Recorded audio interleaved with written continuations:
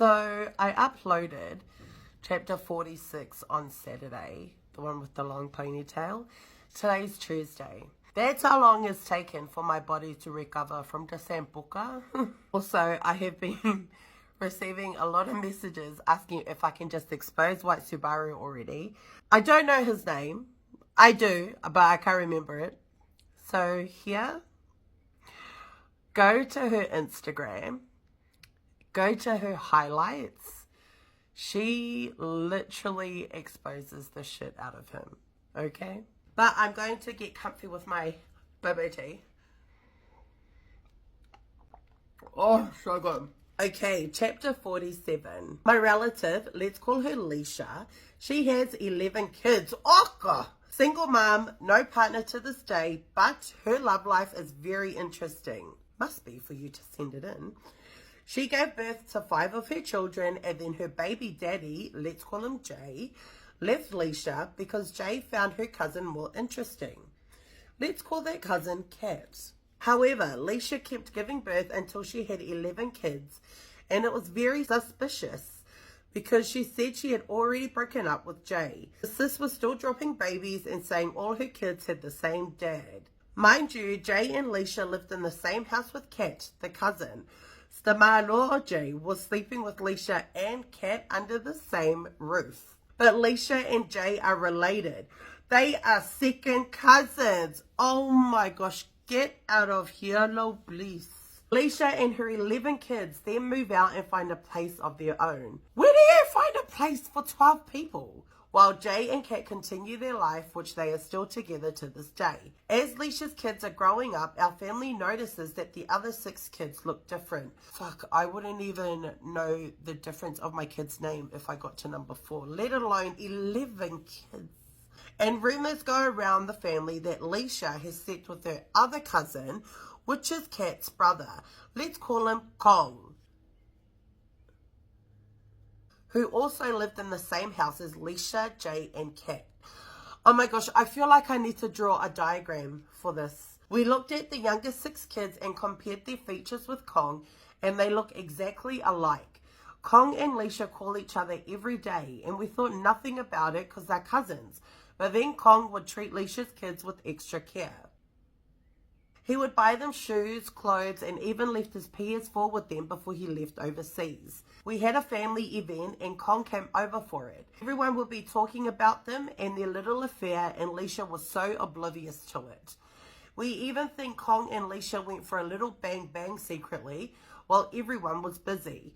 Leisha had a boyfriend of her own around the time we had our family event, and he came over from the islands.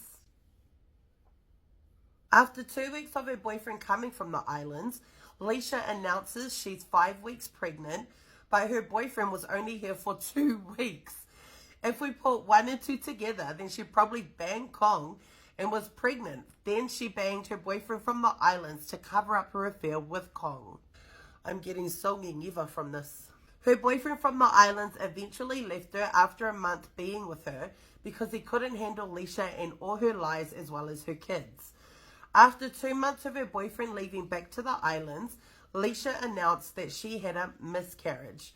But Sissy's ultrasound scans that she posted on social media, we also found on Google. To this day, Leisha still has no husband or boyfriend, but recently she was trying to get with one of our cousins that live in Samoa and even got her younger kids to call him Dad. Thank you very much for listening to Leisha and her affairs.